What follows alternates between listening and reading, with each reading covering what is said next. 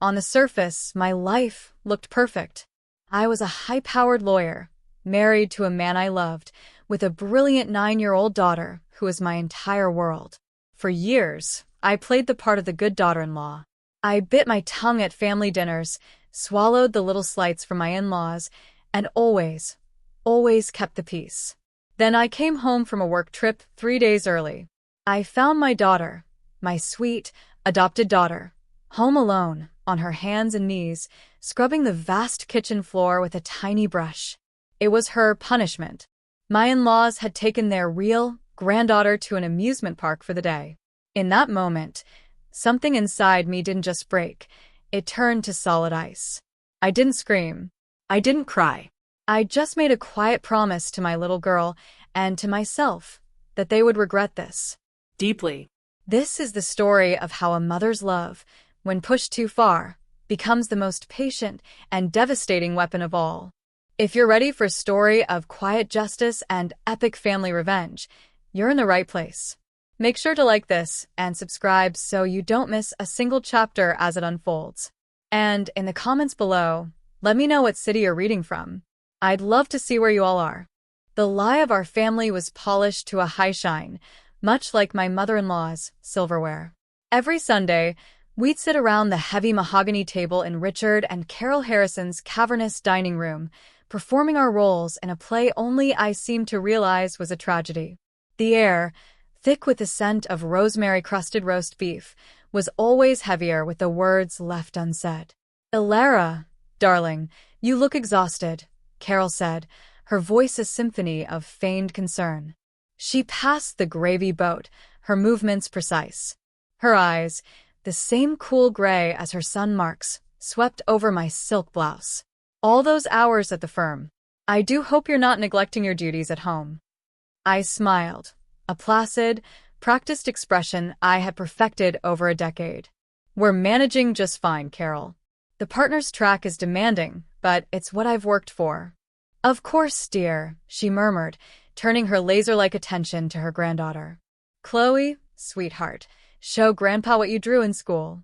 Chloe, my niece, a whirlwind of pink tulle and blonde curls, scrambled off her chair and presented a piece of construction paper to Richard. It was a scribble of a house with a lopsided sun.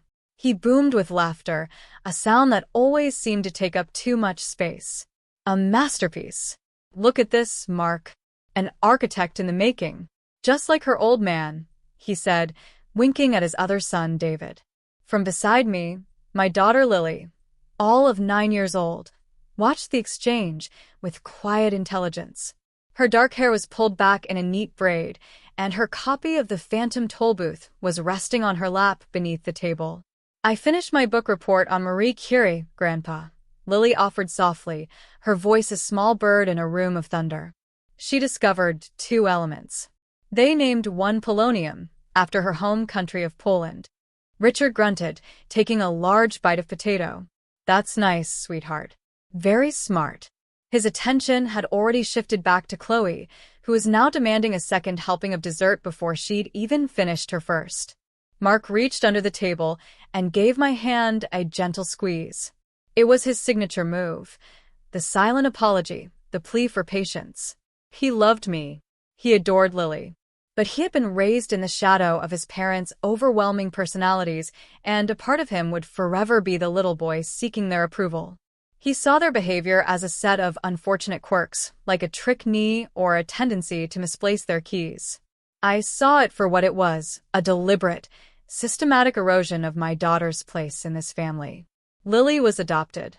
We had brought her home when she was 6 days old, a bundle of pure love wrapped in a hospital blanket. To me, to Mark, she was simply our daughter. The word, adopted, was a clinical descriptor, not a measure of her worth. To Richard and Carol, it was a brand. She was not of their blood. She was an addendum, a footnote in the Harrison legacy that truly belonged to Chloe, David, and Susan's biological child. "I'm heading to Chicago on Tuesday," I announced, steering the conversation back to neutral ground. "Just for a few days. Closing the acquisition for Sterling Thorne." Carol's eyes lit up. "Oh, well, we simply must come and stay with Lily." Mark can't be expected to manage all on his own with his schedule. A cold knot formed in my stomach. That's very kind, but we have Maria, our nanny. Nonsense, Richard cut in. A girl needs her family. We'll be there. It's settled. Mark shot me a look, his eyes pleading. Just let it go, Alara. It's easier. So I smiled my liar smile. That's very generous of you. Lily would love that. Lily looked up at me, her brown eyes wide with a mixture of excitement and apprehension. I saw the hope in her, the child's persistent, heartbreaking wish to finally win the affection of her grandparents. And I, her mother, had just willingly led her to the slaughter. My hotel room in Chicago was a minimalist dream of glass and steel, overlooking the river 1,000 feet below. It was a space of clean lines and clear objectives. Here, I was Alara Vance, Esquire, a formidable negotiator who could make grown men tremble with a carefully worded clause. I commanded respect. I had control. It was a jarring contrast to the woman I was on Sundays, the one who silently swallowed poison to keep a fragile peace. That first night I called home. Lily answered on the second ring, her voice bubbling with energy. Mommy, Grandma Carol is going to teach me how to bake her famous chocolate chip cookies tomorrow. Is she now? I said, my heart doing a complicated twist. That sounds like fun, sweetie. Are you being good for them? Yes. I cleaned my whole room without even being asked. That's my girl. I'm so proud of you. We talked for a few more minutes about her day, about the funny-shaped cloud she saw, about the new chapter in her book. Her innocence was a beacon, and for a moment, I let myself believe. Maybe this time will be different, I thought. Maybe my absence will make them see her, really see her, for the wonderful child she is. It was a foolish, desperate hope. The next evening, I called Mark. Hey, honey, how's it going? I asked, kicking off my heels. Hey, it's fine, he said. His voice was tight. I knew that tone. It was his I'm running interference voice. What's wrong, Mark? He sighed, a long, weary sound that traveled 800 miles to find me. It's nothing, Alara. Just, Mom. She went grocery shopping. She bought all of Chloe's favorite snacks, the organic fruit leather, the little cartons of chocolate milk, for her visit tomorrow.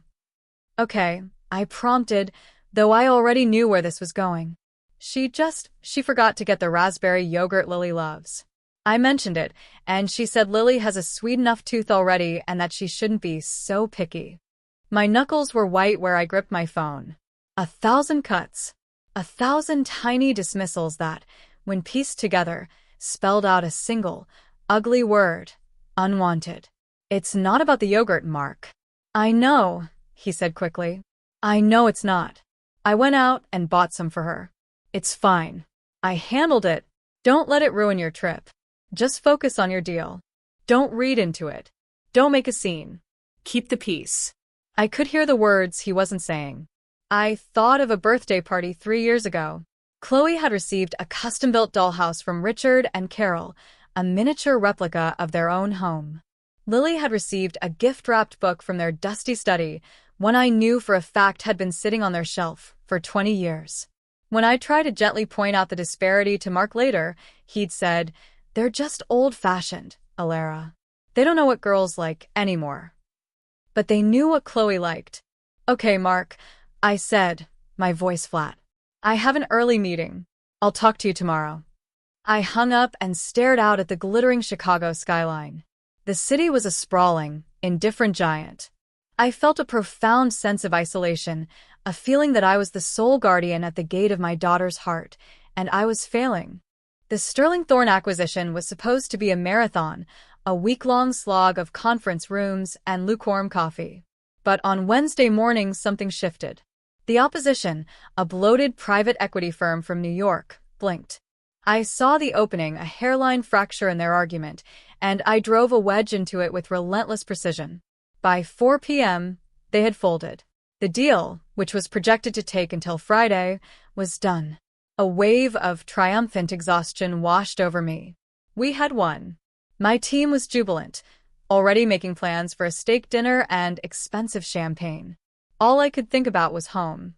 "I'm out, guys," I announced, packing my briefcase. "My work here is done." My senior partner clapped me on the back.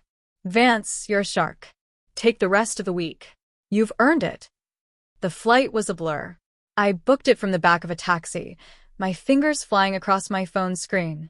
A 6:15 p.m. departure, landing just after 8:30. I could be home, tucking Lily into bed before 10.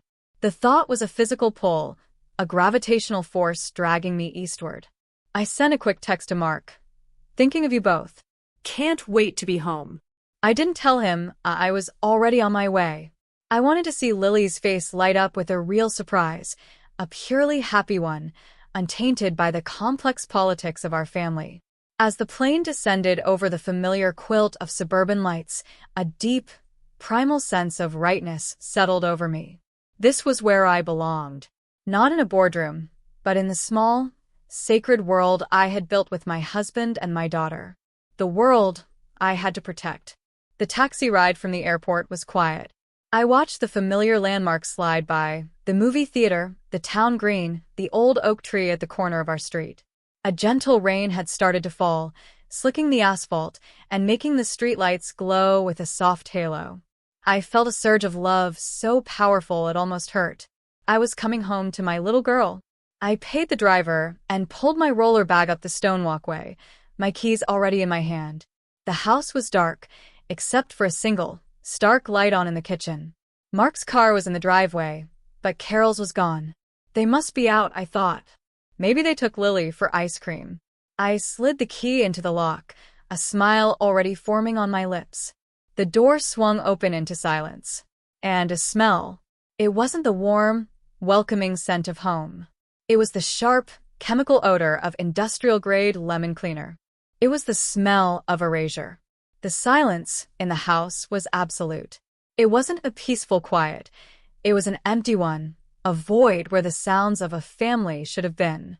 My heels clicked unnervingly on the hardwood floor of the entryway. "Hello," I called out, my voice sounding small and foreign. No answer. The acrid smell of cleaner grew stronger as I walked towards the back of the house. It stung my nostrils, a scent I associated with sterile hospital corridors and janitors' closets. Then I saw it. Our kitchen was a wide, open-plan space with a sprawling floor of white ceramic tile. And there, in the center of that vast, gleaming emptiness, was my daughter. Lily was on her hands and knees. Her small body, clad in pajamas I'd bought her, looked fragile against the stark white. On her hands were a pair of bright yellow rubber gloves that were far too big for her, the fingers flopping limply. In her right hand, she clutched a small, bristled scrubbing brush. She would dip it into a plastic bucket of murky water, then methodically scrub a single tile, her small shoulders slumping with the effort. Tears were streaming silently down her face, catching the harsh glare of the overhead light. My briefcase slipped from my hand and hit the floor with a heavy thud. She looked up, startled. Her eyes, red-rimmed and full of a misery so profound it stole my breath, widened when she saw me. "Mommy." Her voice was a broken whisper. I was across the room in 3 strides, my heart hammering against my ribs like a trapped bird. I dropped to my knees on the cold, damp tile, ignoring the wetness that seeped into my pants. "Lily? Honey, what are you doing?" My voice was shaking. "What is all this?" She flinched, as if expecting me to be angry. "I'm cleaning," she sniffled, wiping her nose with the back of a clumsy, yellow-gloved hand. I spilled my juice. I looked at the floor. It was immense. A Sisyphean task for a grown adult, let alone a 9-year-old child. "Where is everybody, baby? Where's Daddy? Where are Grandma and Grandpa?" "Daddy's on a work call in the den." "He doesn't know," she mumbled, looking down at her brush. "Grandma and Grandpa, they left." Left? Left to go where? This was the moment. This was the sentence that would cleave my life into a before and an after. Lily wouldn't meet my eyes. She stared at a grout line, her small voice trembling as she recited the words that had been given to her. They took Chloe to Six Flags. For a special treat. Grandma said it was a trip for her real granddaughter, the kind who doesn't make messes. She said I had to stay here and scrub the whole floor to learn a lesson about being grateful. The world tilted on its axis. The air rushed out of my lungs, replaced by something cold and hard and heavy as lead. Her real granddaughter. The words echoed in the silent kitchen, a poison dart finding its mark in the deepest, most vulnerable part of me. My gaze fell to the granite countertop. There, a note was propped against the fruit bowl, written in Carol's looping, arrogant script. Mark, gone to the park with Chloe. Be back late, after the fireworks. Lily is being punished for her carelessness. Make sure the floor is spotless before we return. It's important she learns. It wasn't a note. It was a declaration of war. I looked back at my daughter, my beautiful, kind, brilliant daughter, who believed she deserved this. Who believed she was less. Who was on her hands and knees scrubbing away a stain that wasn't on the floor, but on the soul of this family. I did not yell. I did not cry. The part of me that could do those things vanished. It was cauterized by a rage so pure and so cold it felt like logic. In its place, a terrifying clarity emerged. The time for keeping the peace was over. The time for swallowing poison had ended. Gently, I reached out and took the little scrubbing brush from Lily's hand. Her small fingers were red and raw beneath the ill-fitting glove. You're done now, baby, I said, my voice eerily calm. Let's get you cleaned up. I led Lily upstairs, as if we were moving through water. My movements were slow, deliberate, almost robotic. I ran a warm bath for her, filling it with the lavender bubbles she loved. I peeled off the damp pajamas and the clumsy gloves and gently washed the chemical smell from her skin. She was quiet, her body limp with exhaustion and relief. I wrapped her in the fluffiest towel we owned, the one that smelled of sunshine and clean linen, and carried her to her bed. I tucked the covers up to her chin and sat on the edge, reading a chapter from her book in a steady, even voice. I did not stumble. I did not choke up.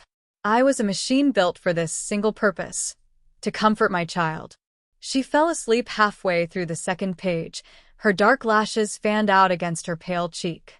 One tear had dried on her skin, a tiny, salty track. I watched her breathe, the gentle rise and fall of her chest, and the ice in my veins solidified into something unbreakable. The love I felt for her was no longer just a soft, maternal warmth. It had become the fuel for a wildfire. I went back downstairs. The house was still silent. The den door was closed. I could hear the faint, muffled sound of Mark's professional voice, oblivious. The kitchen floor was still a patchwork of wet and dry tiles. The bucket of gray water sat there like an accusation. I left it all. A crime scene. I sat down at the kitchen table, in the exact spot where Carol's hateful note had been. I pulled my laptop from its bag, the sleek, silver machine that was the instrument of my professional power. I opened it, the screen casting a cool, white light on my face. I didn't open my email. I didn't draft a furious text. I didn't search for flights to anywhere else. I opened a new, password-protected, encrypted document. At the top of the blank page, I typed a title, Project Reckoning. My fingers flew across the keyboard, but not with anger. It was with the dispassionate precision of a surgeon planning a complex operation. I did not write about my feelings. I did not write about my daughter's tears. I wrote a list. Asset, Richard Harrison. Primary business, Harrison Development, LLC. Real estate, vulnerability, overleveraged. Rumors of cutting corners on building codes. Key partner, Jim Alastair, Alastair Capital.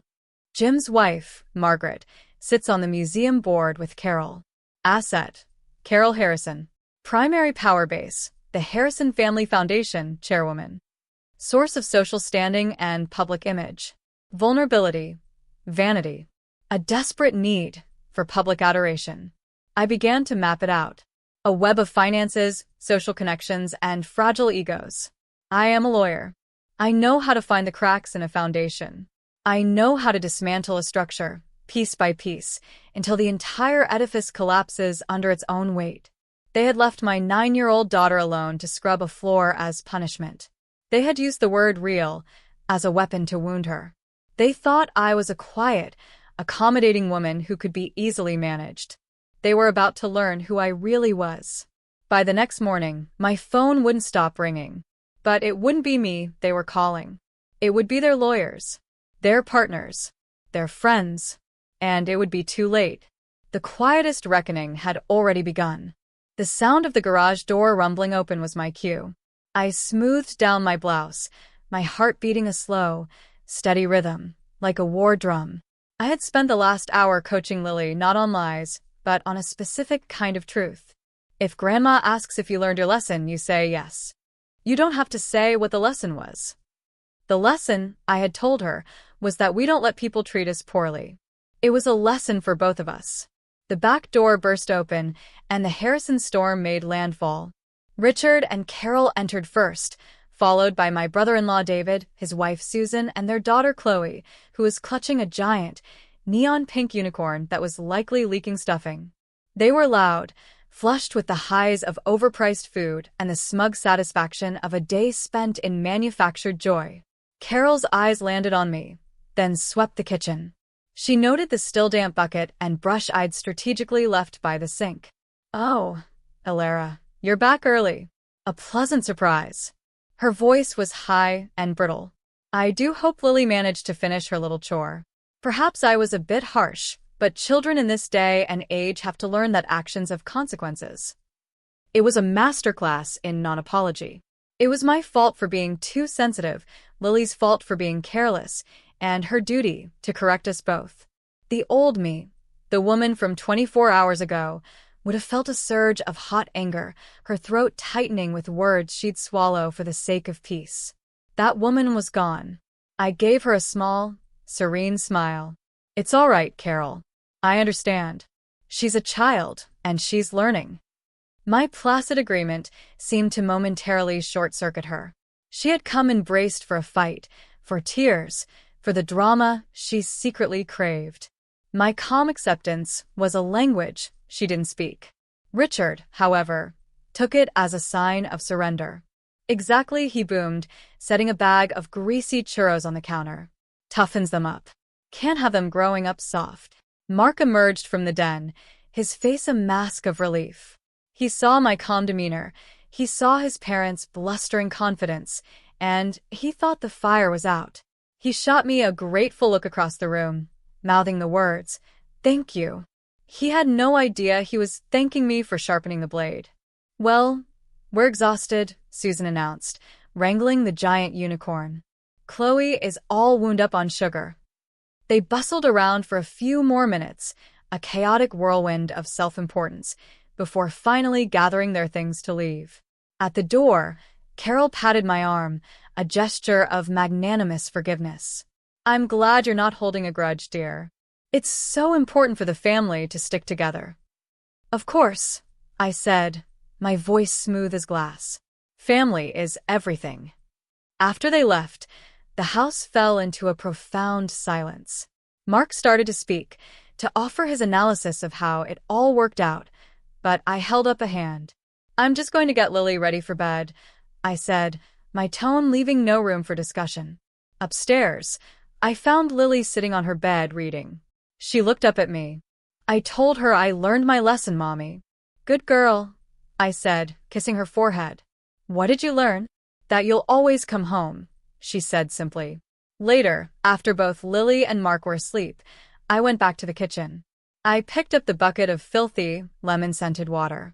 I didn't spill it in a rage. I didn't weep over it. I calmly carried it to the sink and poured it down the drain, the gray water spiraling away into the dark. I washed the bucket and the little scrubbing brush until they were spotless. I was done with their filth. The next morning was a portrait of domestic normalcy. I made pancakes, shaping one like a star for Lily. We talked about her spelling test and a project on the solar system.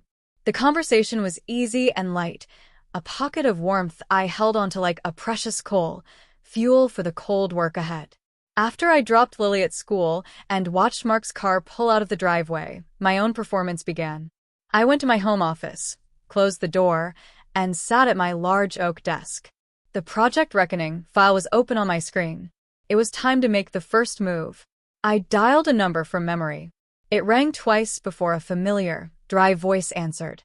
Julian Thorne. Julian, it's Ilara Vance. Ilara, he said, a hint of warmth entering his voice. To what do I owe the pleasure? I trust you're not calling to tell me my firm is being acquired. I allowed myself a small laugh. Not today. I'm calling for that favor you've owed me since the debacle with the Stanford depositions. Julian was a forensic accountant of unparalleled genius, a man who could find a lie in a balanced spreadsheet. We had gone to law school together, and I had once saved his professional skin by catching a critical error an opposing counsel was about to exploit. He had been vowing to repay me ever since. It's yours. Name it, he said without hesitation. I have a pro bono project I'm looking into, I said, my voice all business. A small, family-run charitable foundation. The Harrison Family Foundation. I have their public filings. I need you to take a look. Off the books, completely confidential. What am I looking for? He asked. I chose my words carefully. Let's call it a pattern of inefficiencies. Unconventional bookkeeping. Anything that suggests the foundation's assets are not being directed toward its stated mission with maximum fiduciary responsibility. There was a pause. Julian was smart enough to read between the lines. He knew me well enough to know I wouldn't bring him something trivial. This was not a pro bono case for a needy client.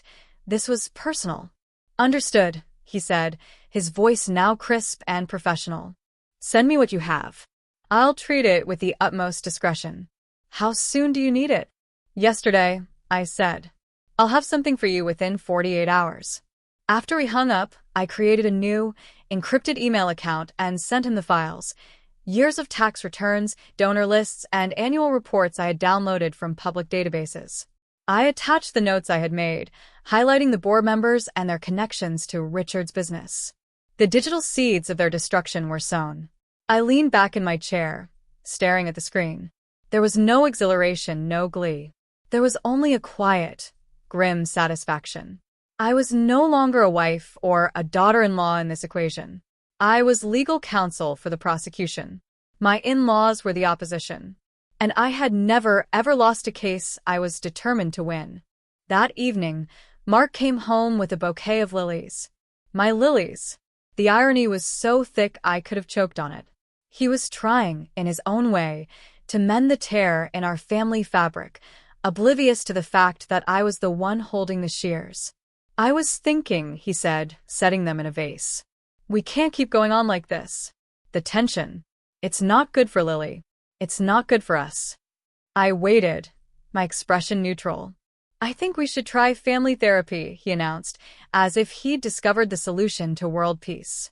All of us. You, me, my parents. To get it all out in the open. A neutral third party could really help us communicate better. A hysterical laugh bubbled up inside me, but I stamped it down. Agreeing to this was a necessary evil. Refusing would make me look unreasonable, would raise suspicions I couldn't afford. Besides, an enemy's testimony, even in a therapist's office, could be useful. Okay, Mark, I said softly. If you think it will help, I'm willing to try. He looked so relieved, so hopeful. He was a good man with a fatal flaw. He believed in bridges, even when the other side was actively salting the earth. The therapist's office was decorated in calming shades of beige and blue, a futile attempt to impose serenity on the chaos of human relationships. Dr. Albright was a woman with a kind face and tired eyes that told me she'd heard it all. Richard and Carol sat ramrod straight on the sofa, positioned as the aggrieved, benevolent monarchs. They began by painting a portrait of themselves as doting grandparents, constantly rebuffed by their overly sensitive, career-obsessed daughter-in-law. We just want to be involved, Carol said, dabbing at a dry eye with a tissue. We raised 2 wonderful sons. We think we know a little something about parenting. But Ilara, she has these very modern ideas. She questions everything. When Dr. Albright gently guided the conversation to the floor-scrubbing incident, Richard took over. It was a chore. A lesson. My father made me stack firewood for a whole day when I spilled paint in his workshop. It taught me respect for property. It built character. We're trying to build character in Lily, and we're made to feel like monsters. Mark squirmed. Mom, Dad, I think Alara just felt it was a little much. For a 9-year-old. And leaving her alone. She wasn't alone. Carol interjected. Mark was in the house. We're not irresponsible. Dr. Albright turned to me. I had been silent for 20 minutes. Alara, how did the situation make you feel? I looked at my in-laws. I looked at my husband. I chose my words with the precision of a surgeon. I felt it was an excessive and humiliating punishment for a child. And I felt that the reasoning given to her, that it was because she was not a real granddaughter, was cruel. Carol gasped, placing a hand on her chest. I never said that. That is a horrible lie. Lily must have misunderstood. Mark looked at me, his eyes pleading. Don't do this. I held my ground, my voice unwavering. That is what she told me, said. The rest of the hour was a blur of denials, deflections, and carefully worded accusations. Mark tried to find a middle ground that didn't exist. Mom, maybe your words were misconstrued.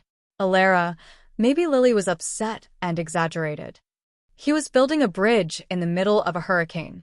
The car ride home was thick with a silence that felt heavier than stone. Well, Mark said finally, pulling into our driveway. That was tough.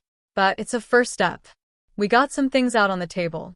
I looked at his earnest, hopeful face, and for the first time, I felt a deep, aching pity for him. He hadn't seen what I had seen. It wasn't a first step toward healing. It was a confirmation hearing. They had testified against themselves, and I had all the evidence I needed. He was not my partner in this. He was an obstacle to be managed, a casualty in a war he didn't even know was being fought. Julian called on Thursday afternoon while I was reviewing a contract. The caller ID was blocked. I have your analysis, he said, his voice devoid of emotion. It's worse than you thought. Or perhaps it's exactly as good as you hoped. My heart gave a single, hard thump. Tell me. It's an elegant scheme. I'll give them that, he said. For the last 5 years, the foundation has paid an annual gala consulting fee of over $200,000 to a company called Harrison Strategic Solutions, LLC. I've never heard of it, I said. You wouldn't have. I had to dig. The LLC is registered to a P.O. box. The sole signatory on its bank account is Richard Harrison. The foundation is, in essence, paying him a massive, tax-free salary under the guise of a charitable expense. The money from that LLC has been used for vacations, car leases, and payments to a luxury catering company that happens to be the same one they use for their private parties. It's classic embezzlement, Alara. Brazen and ugly. A cold, clean fire spread through my veins. Send it to me, Julian. Everything you have. Already on its way. Encrypted. Be careful, Alara. Care is my middle name, I said and hung up. That evening, after Lily was asleep, I began to draft. This was my element. Not the messy world of feelings, but the clean, sharp world of facts and consequences. I was no longer a grieving mother. I was a weapon being aimed. I created a new, anonymous, and untraceable email address through a series of relays. I drafted 2 messages. The first was to Amelia Vance, no relation, but a delicious coincidence, an investigative reporter for the State Times known for her merciless takedowns of the rich and powerful. The subject line was, "The philanthropists with deep pockets, their own." In the body, I laid out the scheme in clear, compelling prose. I attached Julian's meticulously documented report. And then I added the human element, the detail that would turn a financial crime story into a viral sensation. This behavior, I wrote, is part of a larger pattern of cruelty, which culminated last week when Carol Harrison forced her 9-year-old adopted granddaughter to scrub their mansion's kitchen floor alone as punishment, while she took her real granddaughter to an amusement park. The second email was for the State Attorney General's Public Corruption Division. It was drier, more legalistic, citing the specific statutes I knew had been violated regarding nonprofits and fiduciary duty. It was less a story and more a loaded gun, handed over for them to fire. I read both emails twice. They were perfect. I clicked send on the first, then on the second. The action was irreversible, a silent push of two small dominoes that I knew would topple an empire. I felt no remorse. I felt no joy. I felt the grim, quiet satisfaction of a debt about to be paid in full. On Friday, Carol called. Her voice was pure saccharine, a cloying sweetness that failed to mask the rot beneath. Ilara, darling, I know this week has been trying, but we're family. I want to put it all behind us. We're having our usual Sunday dinner, and it would mean the world to your father-in-law and me if you all would come to celebrate moving forward. It was a command disguised as an invitation, a loyalty test. We'll be there, Carol, I said, my voice a perfect imitation of my old, compliant self. That Sunday dinner was surreal. The air in the mahogany dining room was crystalline with unspoken words, yet my in-laws were blissfully, arrogantly unaware. They were the stars of their own movie, and they couldn't imagine an ending where they didn't win. Carol was in her element, chattering endlessly about the upcoming Children of Promise gala, the absolute pinnacle of her social year. The governor's wife has RSVP'd, she announced, beaming. And we have a promise of a major donation from Alastair Capital. I caught Mark's eye. See? His look said. Everything is back to normal. I watched Richard hold court at the head of the table, pontificating about a new luxury condo development. I watched Chloe being showered with praise for eating her vegetables. And I watched Lily, my quiet, resilient Lily. She was polite. She used her napkin. But she did not volunteer stories about her books. She did not look to her grandparents for approval. She stayed close to me, a small satellite in a safe orbit. They had broken something in her, but they had also forged something new in both of us, a bond of quiet defiance. As we prepared to leave, I took a final look around the room, at the oil portraits of Harrison ancestors, at the heavy, ornate silverware, at the suffocating grandeur of it all. This was not my family. This was not my home. I was not a participant anymore. I was an observer, a historian cataloging the final moments of a dying dynasty. The story was already written. The tip-offs had been delivered. The calls were coming. All that was left was for the world to read it. And I knew, with an absolute and chilling certainty, that this would be the last supper they ever enjoyed in blissful ignorance. Monday morning arrived with the crisp, ordinary light of a new week. I was in my office on the 47th floor, the city of Chicago sprawling beneath me like a circuit board. Here, I was in control. The air was filtered, the coffee was strong, and the objectives were clear. I had already set up a series of Google alerts the night before: Richard Harrison, Carol Harrison, and Harrison Family Foundation. For hours, there was nothing but the quiet hum of commerce. At precisely 9:17 a.m., my monitor chimed. The alert was for an article published moments before in the State Times. The byline was Amelia Vance. The headline was a cannon shot. Philanthropic power couple under investigation for embezzlement from own charity. I clicked the link. My own words, polished and sharpened by a professional journalist, stared back at me. Amelia had done a masterful job, weaving Julian's cold, hard data into a narrative of breathtaking greed.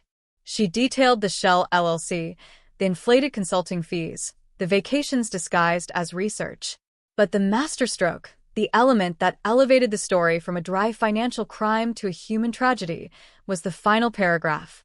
This pattern of alleged self-dealing, Amelia wrote, appears to extend to their family life. A source familiar with the family's dynamics revealed a recent incident where the couple's 9-year-old adopted granddaughter was allegedly left home alone to scrub the kitchen floor as a punishment for spilling juice, while Mr. and Mrs. Harrison took their biological granddaughter for a day out at an amusement park. The phone on my desk buzzed. It was Michael, a senior partner from down the hall. "Ilara," he said, his voice low and serious. "I'm looking at the Times online. Harrison. Is that your family?" "My in-laws," I confirmed, my voice even. "It appears they're having a difficult morning." His silence was answer enough. The call was a professional courtesy, a heads up. "This mess is near you. Keep it off our firm."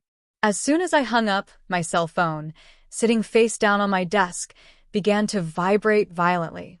The screen lit up. Mark. I let it buzz, a frantic, desperate sound in the quiet of my office. It stopped. A moment later, it started again. Carol Harrison. I watched the name glow, then pressed the silence button on the side of the phone. The screen went dark. Then it lit up again. Richard Harrison. I silenced that call, too. I turned back to my monitor, taking a calm sip of my coffee. The first movement of the symphony had begun. I was merely the conductor. They and their ringing phones were the orchestra. By noon, the story was no longer just an article. It was a wildfire. It had been picked up by national news aggregators. On Twitter, #HarrisonHorrorStory was trending.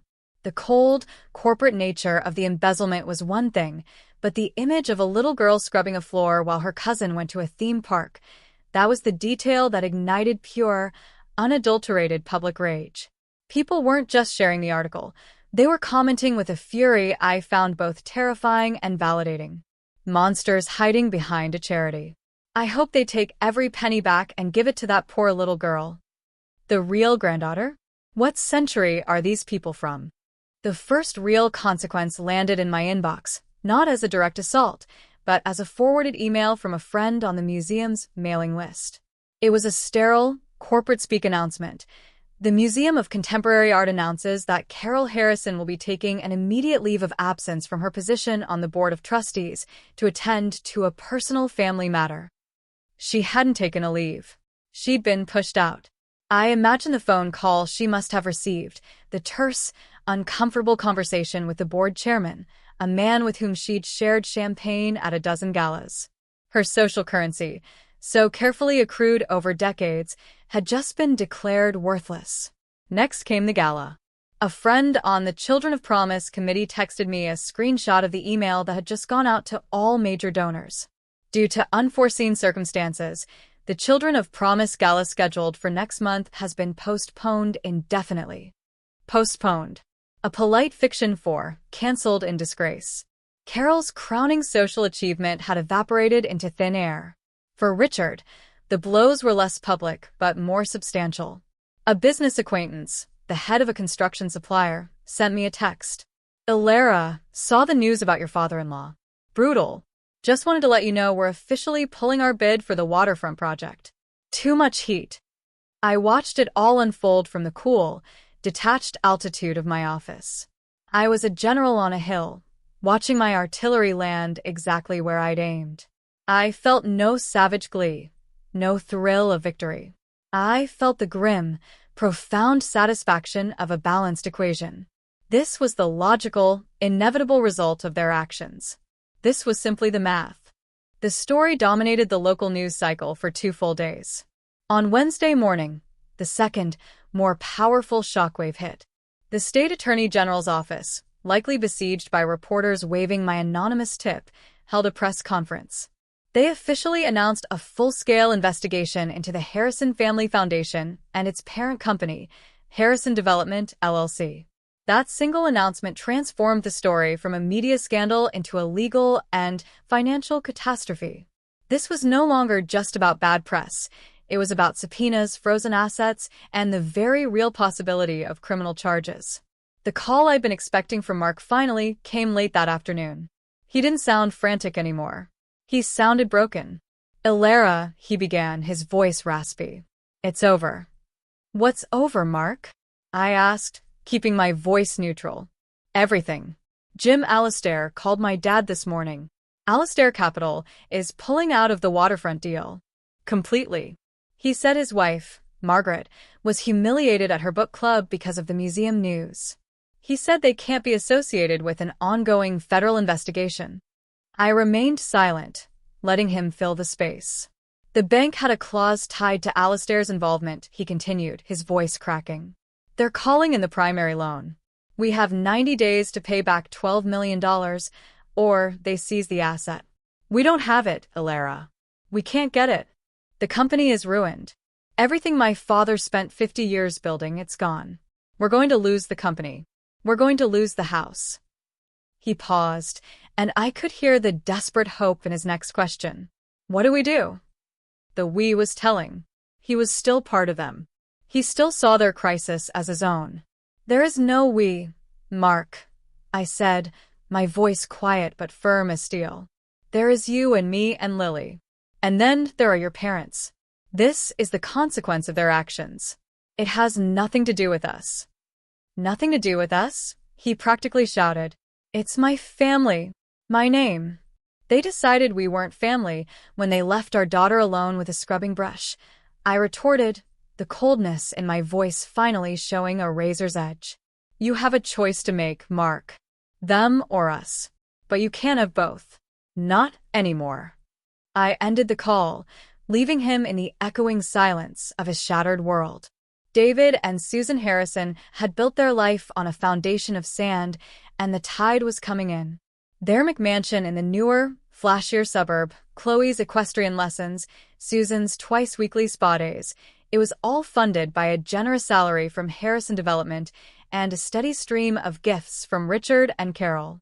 They were parasites, and their host was dying on the vine. I could picture their panic.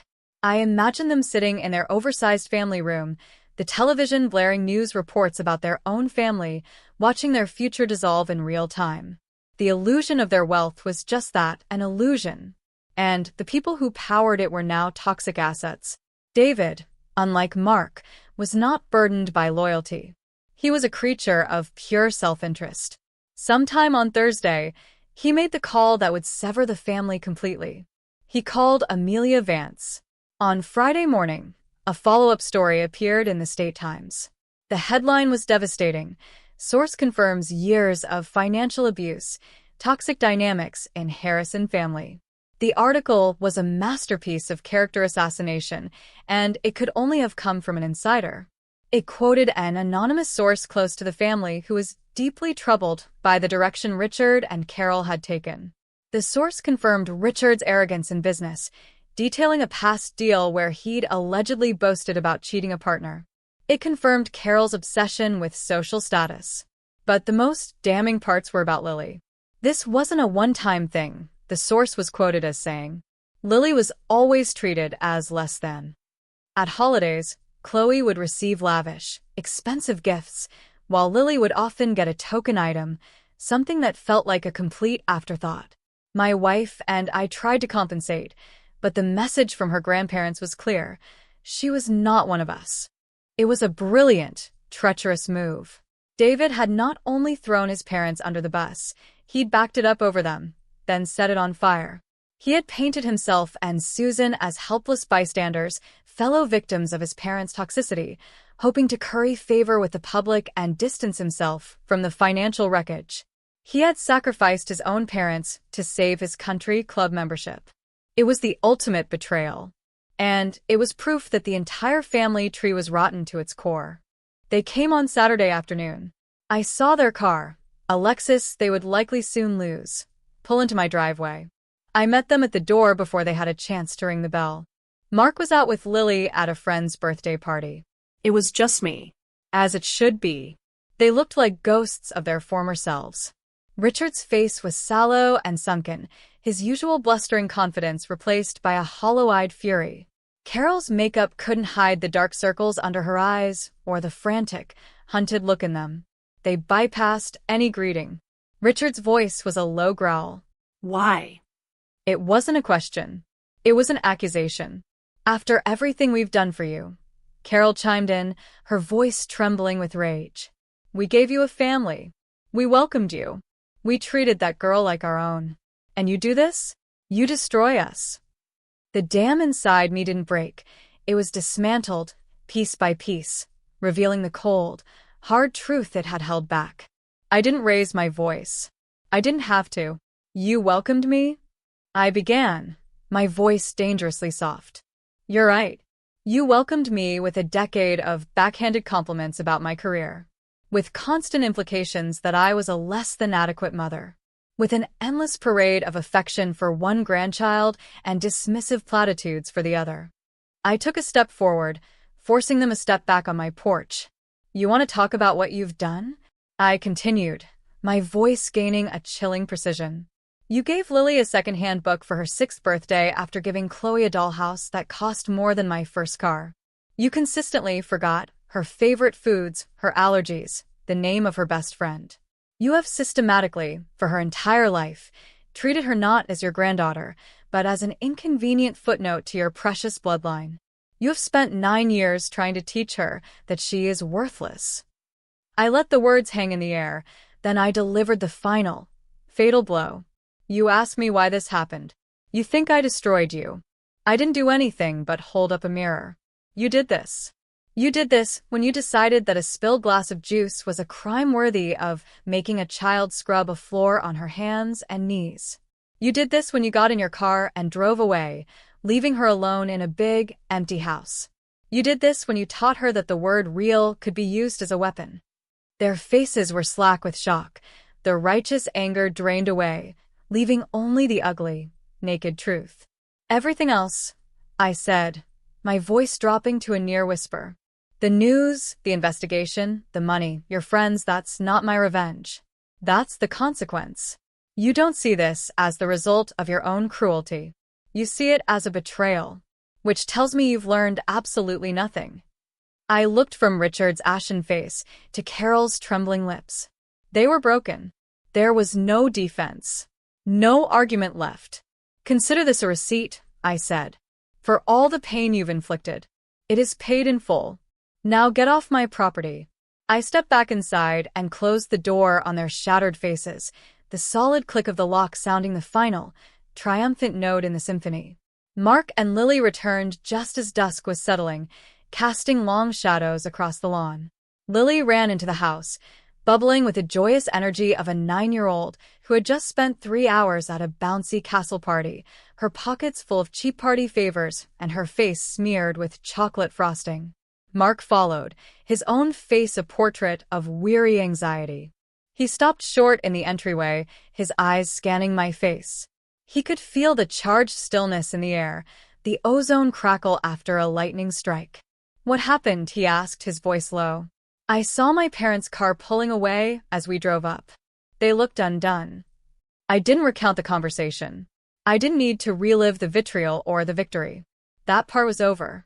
What mattered was what came next. They came here, Mark, I said, my voice devoid of emotion. They still don't understand. They still believe they are the victims in all of this. I told them to leave and never come back. I am done. The only question that matters now is, are you? It was the ultimatum I had been building toward, the line I had drawn in the ashes of his family's empire. He stared at me, his face a battleground of conflicting emotions. I could see the ingrained filial duty warring with the horrified understanding that had been dawning on him all week. Ilara, they're my parents, he started, the old, familiar refrain. They're broken. They have nothing left. They have the consequences of their actions, I countered, my voice unyielding. I will not allow their toxicity to touch our daughter again. I will not sacrifice Lily's heart on the altar of their pride. And I will not live in a house where I am second to a man's fear of his own parents. I am giving you a choice, not because I don't know what I will do, but because you need to decide who you are. He paced the living room, running a hand through his hair. He was a man caught between two collapsing worlds, the one he was born into and the one we had built together. He was grieving, I knew, for the parents he thought he had, for the family he wished they were. Just then, Lily came downstairs, holding up a small plastic trophy from the party. Look, Daddy. I won the musical statues. She stopped, her happy expression faltering as she took in the tension in the room. She looked from my face to her father's. Is Grandpa still mad at me? She asked, her voice small and uncertain. That was it. That was the question that broke the spell. It wasn't about the money, the business, or the public shame. It was about this little girl, standing in her living room, afraid that she was the cause of all this anger. Mark looked at her wide, innocent eyes, and I saw the final piece of his denial shatter. I saw the blinders he had worn for a decade fall away, and for the first time, he saw his parents through my eyes. Through Lily's eyes. He saw them not as his flawed, aging parents, but as the source of a deep and terrible wound in his own child. His face crumpled for a moment, then hardened with a resolve I had never seen in him before. He walked over to Lily and knelt down. "No, sweetheart," he said, his voice thick with emotion. "Grandpa is not mad at you, and he will never, ever make you feel that way again. I promise." He kissed her head, told her to go get ready for her bath, and then he stood up and walked over to the console table. He picked up his phone. He scrolled through his contacts and pressed his father's name. The call was short, brutal. He didn't wait for an answer. "This is the last time you will hear from me," Mark said, his voice cold and absolute. "Don't call us. Don't email us. Don't come to our house. You are not to contact Alara, and you are not to contact Lily ever again. We are done." He hung up the phone before Richard could utter a single word. He looked at me, his eyes filled with a universe of pain, regret, and for the first time in a long time, a profound and liberating peace. He had finally made his choice. He had chosen us. The following Monday, we walked into the offices of our new family lawyer. It was a strange reversal of roles for me. I was the client, the one seeking counsel. But as I laid out our situation, the old, familiar professional calm descended. This was no longer just a family drama, it was a strategic separation, and I was directing the terms of disengagement. Mark sat beside me, quiet but resolute. He had ceded control of this process to me, trusting my expertise. It was a new dynamic for us, one built on a foundation of hard-won, absolute trust. "We need a firewall," I told the lawyer, a sharp woman named Ms. Albright. "Complete and total financial and legal separation. I want no loopholes, no back doors, no way for their sinking ship to drag us down with it." The next 2 weeks were a blur of methodical, liberating administration. We changed our phone numbers, a simple act that felt monumental. We closed our joint bank accounts and opened new ones, transferring only the funds that were verifiably ours, untainted by any of Harrison Development's dealings. I personally reviewed the paperwork for a small trust Richard and Carol had set up for Lily years ago, a trust they had often lorded over us. We dissolved it and refused the funds, donating the negligible amount to a national adoption advocacy group.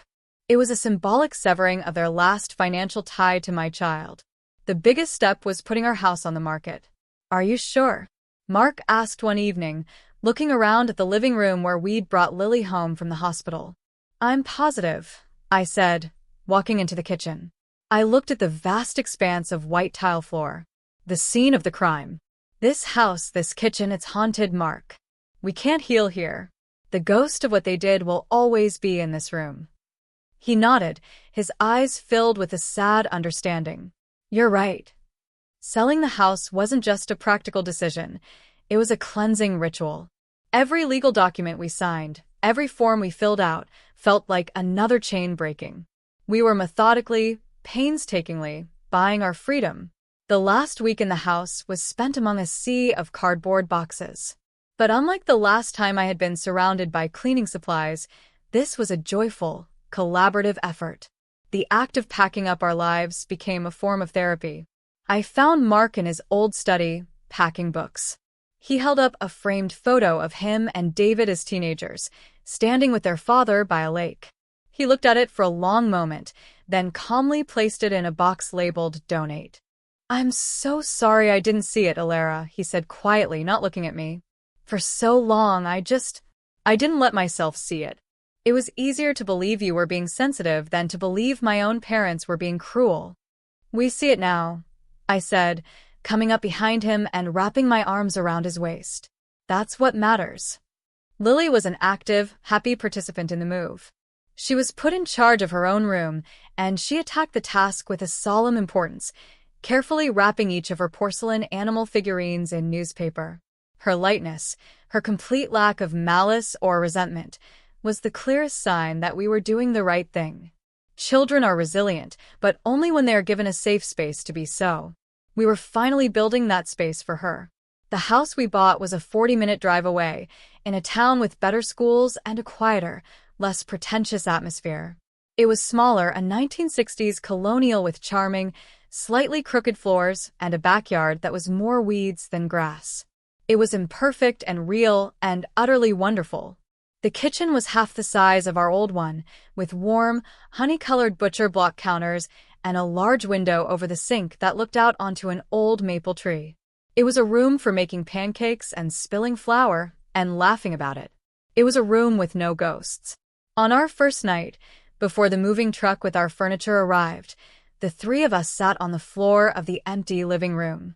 We ate pizza out of a cardboard box and drank soda from the can. The house was empty, echoing, and more full of love than the old one had ever been. Lily fell asleep using a rolled-up jacket as a pillow, a smear of pizza sauce on her cheek. Mark looked at me across the empty space, his eyes shining in the dim light. "Hello, home," he whispered. I smiled back. He was right. Months passed. Autumn gave way to a cold, crisp winter. Our new life took shape, quiet and blessedly normal. I found a new position as in-house counsel for a tech firm, with more reasonable hours. Mark discovered a love for gardening, patiently turning the weed-filled backyard into a space of potential. Lily thrived in her new school. The silence in our house was no longer heavy with unspoken resentments. It was a comfortable, peaceful quiet. We didn't seek out news of the Harrisons, but in the modern world, news has a way of finding you. The information came in trickles, through forwarded articles from old acquaintances, or headlines Mark would see online. Harrison Development had been forced into Chapter 7 bankruptcy. It wasn't restructured. It was liquidated, its assets sold off for pennies on the dollar to cover a mountain of debt. Richard and Carol sold their mansion in a desperate attempt to pay their astronomical legal fees. We saw a photo online once. They lived in a small, nondescript condo complex in a town 2 hours away, a place known for its outlet malls. Richard was eventually indicted on multiple counts of fraud and tax evasion. The trial was pending. Carol, once the queen of the city's social scene, was a pariah, her name synonymous with scandal. David's betrayal had bought him nothing. The AG's investigation had uncovered his own complicity in several of the financial schemes. He'd lost his job, and he and Susan were forced to sell their gaudy McMansion, downsizing to a rental. We heard from a distant cousin of Mark's that Chloe was now attending the local public school. I felt no glee at this news. The fire of my rage had burned itself out, leaving behind only the calm, gray ash of closure. They hadn't just lost their money and their standing. They had lost everything that mattered, and they had done it to themselves. Their story was over. Ours was just beginning. On a bright, sunny Saturday in late spring, a year after our lives had fractured and reformed, I drove our family to an amusement park. It wasn't a massive, corporate-themed park like Six Flags. It was a smaller, older place called Kittyland, a local institution with a charming, slightly rickety wooden roller coaster, a classic Ferris wheel, and the sweet, sticky smell of cotton candy hanging in the air. We walked through the gates, and I watched Lily's face light up. This was a place of pure, uncomplicated joy. There were no expectations here, no performances required. Mark, a different man from the one he'd been a year ago, was completely present. He was not distracted or anxious. He laughed as he and Lily spun themselves dizzy on the tilt-a-whirl. He bought her a giant pretzel, and they shared it on a park bench, debating which ride to go on next. He was relaxed, happy, and completely, utterly hers. Later in the afternoon, Mark and Lily decided to ride the Ferris wheel. I stayed on the ground, leaning against the railing, watching their car ascend into the bright blue sky. They rose higher and higher, their figures becoming small silhouettes against the clouds. The wheel paused when they were at the very top, their car swinging gently in the breeze. And then I heard it, a sound that drifted down and pierced my heart with a feeling so pure it almost hurt. It was Lily's laugh. Not a small giggle, but a huge, unrestrained peal of pure, unadulterated joy. It was the sound of a child who felt completely safe, completely loved, and completely free. I watched them up there, my husband and my daughter, silhouetted against the bright, open sky. The world had tried to teach her that she was less than, that there were different kinds of love, different kinds of family. But we had fought back. We had built a new world for her. She was right there, laughing against the sun. My real daughter. My real family. Our real life. And it was just beginning. And so our new life began. In the end, it was never about the money, the houses, or the public shame. It was never truly about revenge. It was about drawing a line in the sand to protect my daughter's heart and finally building a home where her laughter could be the loudest sound in the room. Thank you all so much for following along on this journey. I've read so many of your comments along the way, and it has meant the world to me. Now, for the last time, I'd love to hear your final thoughts. I have one last question for you, and I want to see where everyone stands. If you believe the Harrisons got exactly what they deserved and that my actions were completely justified, go ahead and hit the like button. But if there's a part of you that thinks I went too far, even by a little bit, you can't just like. You have to comment below and tell me exactly which part was a step too far. Was it the journalist? The business? Involving the brother? I can't wait to read all of your opinions. Thank you again for everything.